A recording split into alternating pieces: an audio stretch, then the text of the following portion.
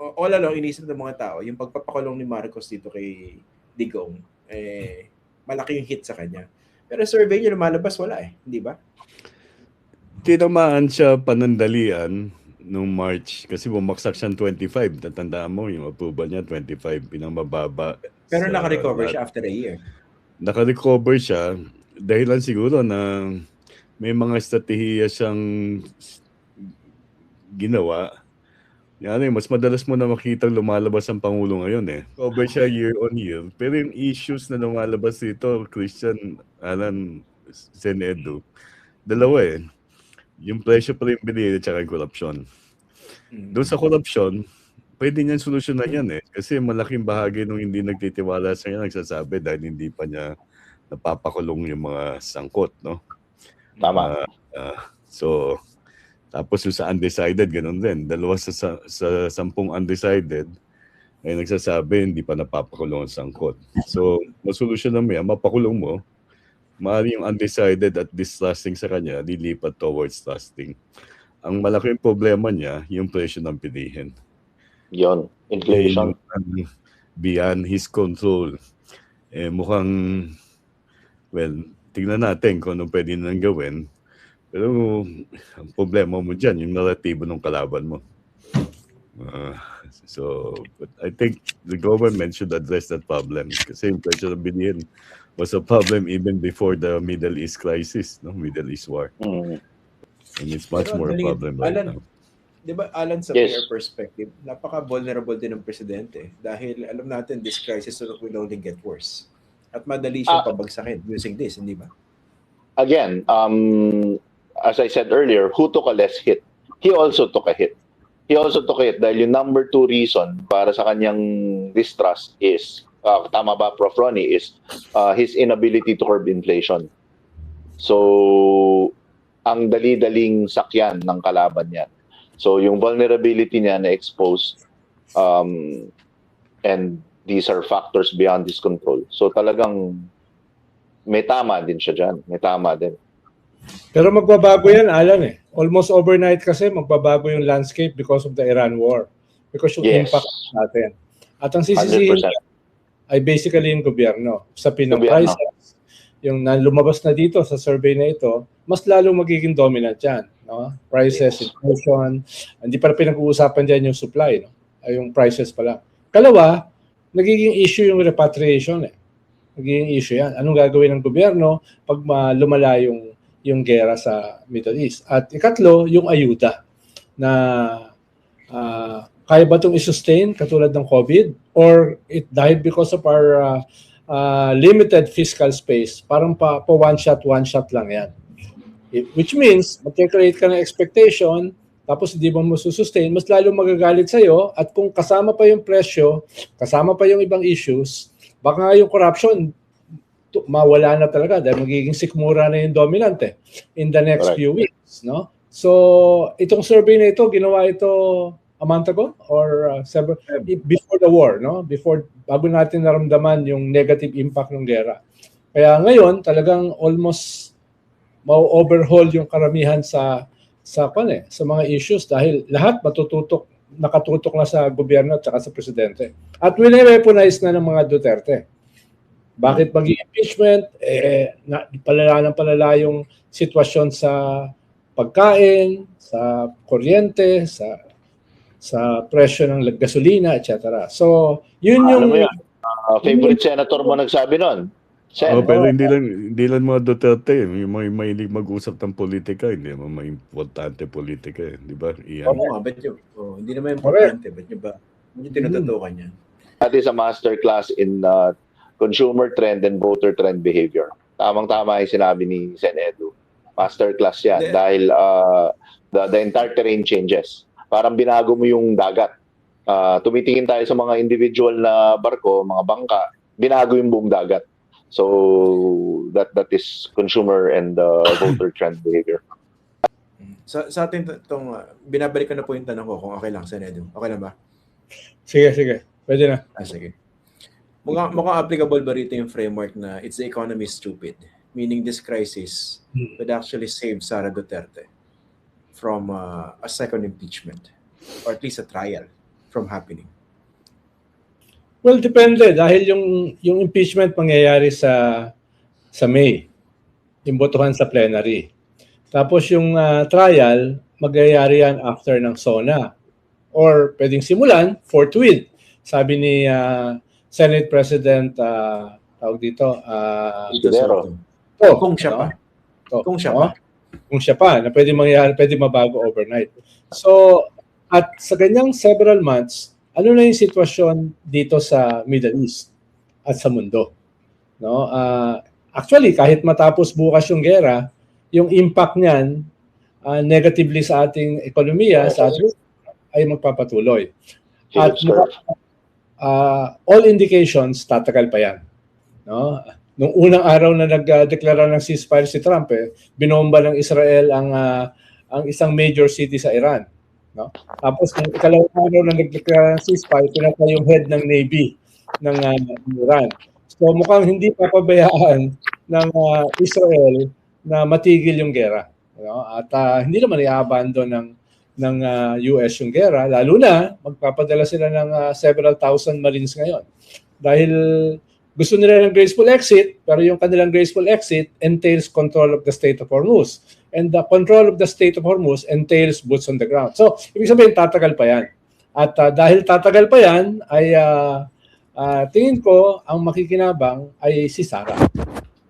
If it's the economy stupid, and did this global crisis help stall the or save VP Sara Duterte from impeachment, it would have been far more pronounced if she was actually doing something to help the economy. Kung meron siyang ginagawa na tumutulong sa ekonomiya. Oo. Ang problema, kung tama yung sinabi ni Senedo, no, if she seizes the opportunity, sana makita niya na, ito na ang pagkakataon ko para lumitaw at talagang head and shoulders above the administration and its inept handling of this crisis. Ngayon ako maglalabas ng isang brilliant plan at brilliant statement at gagawa ako ng mga hakbang. Yes. Alan, pwede ba akong sumingit? Tingin mo kaya yan ng Vice President? Kasi kung ako lang ang tatanungin ninyo, magaling ang Vice President. Hindi. Ako kasi, ang basa ko dyan, napakagaling ng Vice President sa ekonomiya. Kayang-kaya niya yan, i-articulate na walang script. Ang problema, ayaw lang niya. O baka hindi pa niya naiisip. Iyan, kaya yung narrative ngayon ay tapang at malasakit. Yung malasakit, mukhang may inaasahan silang pwede nilang gawin na ayuda on their part. Napantapat nila sa ayuda ng gobyerno. Ang problema kasi dyan, may mga binabagit ang gobyerno, tama naman yung ginagawa, pero parang hindi pinagkakatiwalaan. Ang tanong doon, bakit? Diba? Bakit yung mga plano ng gobyerno, maging sa mga pinapanood natin mapalabas, kini-question ng mga political heckler, di ba?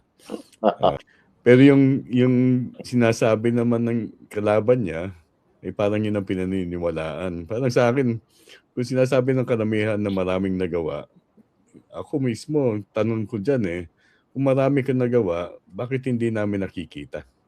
Nararamdaman, more importantly. Speaking of the President.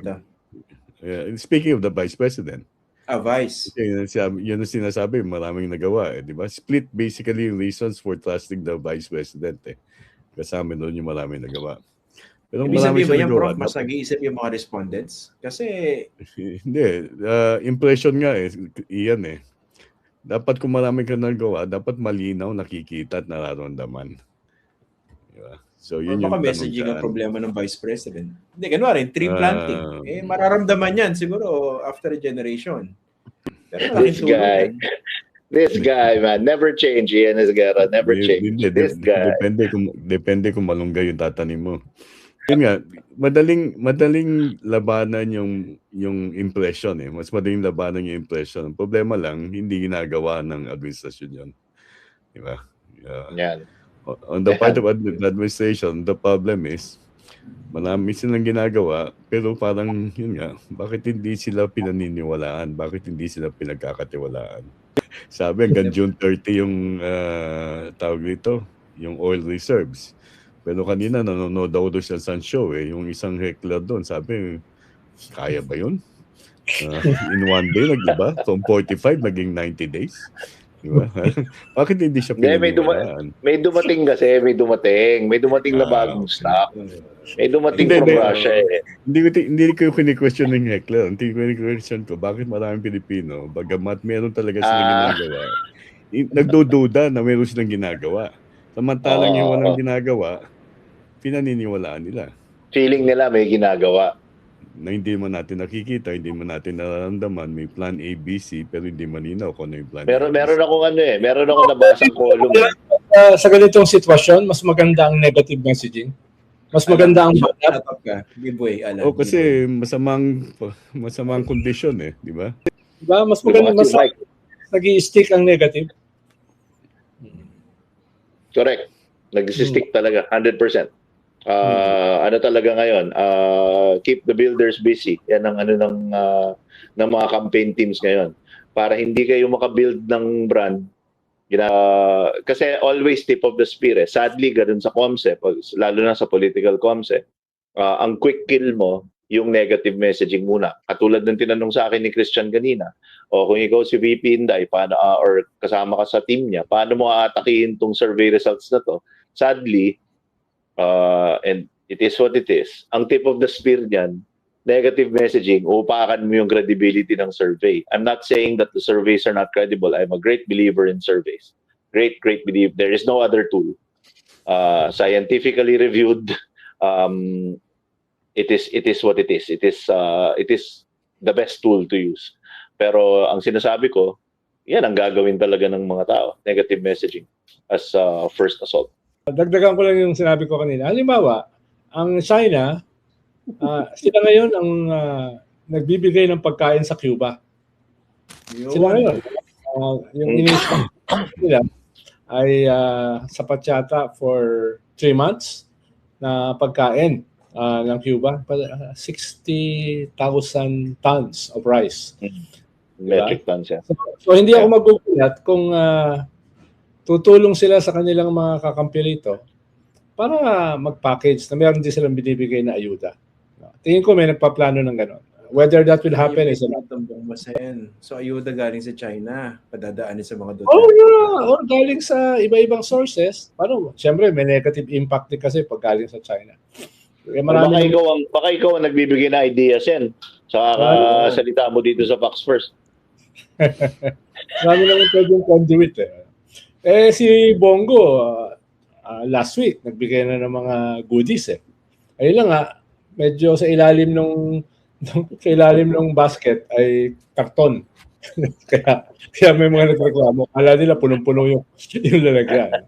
Pero ibig sabihin, alam nila na sa panahon ng krisis, yung atake ay mas pakikinggan ng tao. Yung negative na attack ay mas papakinggan dahil mas sharper during a time of crisis. At the same time, dahil sa insecurity ng mga tao, yung malasakit ay uubra. Kahit konti lang yung ibigay nila, mag-iiwan ng marka yon. Dahil nga dun sa insecurity. Mas malaki inaasahan sa gobyerno, hindi kayang ibigay ng gobyerno, walang inaasahan dito sa mga oposisyon, ng mga Duterte, magbibigay ng kaunti. So, asymmetrical warfare ang mangyayari. Diba? Yun yung mangyayari dyan. Kaya, hindi ako magugulat kung may kanyang plano. Funded by China. Huh? Nagulat tayo lahat. So malaki-laking challenge yun, no? Kasi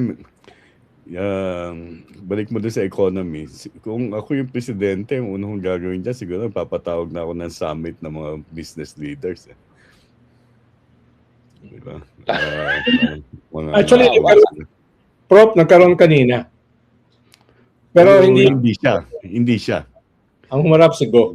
At saka yung cabinets. Dapat malinaw na may control siya ng sitwasyon kahit na beyond his control yung nangyayari sa ibang bansa. Sino yung humarap, Sen? Si Secretary Go. Finance Secretary okay. Si SecDec. Si DecGo. PCI, ECOP, Makati Business Club, etc. Ano sila lahat? Tapos yung Ano kasi? lengguwahe nila, dapat lengguwahe na parang yung, di ba meron naging viral ngayon, transport driver ba yun na Yes. Hindi, ano siya? Gasboy. kumbaga Na- yan yung na Mang magna cum Pandoy, laude. Mang Na magna Pandoy cum laude. type of yung symbolic, moral symbolic cue. Ginamit ni FBI yan, di ba, si Mang Pandoy. Kasi Parang kung hahanap siya ng mampandoy niya. hindi lang Mang Pandoy, kundi talagang sa pang-araw-araw siguro, meron silang pinapakita na nakipag-meeting sa iba't ibang mga grupo, lalo na naapektuhan. Ewan ko kung anong, pero I will not rely on just a single person.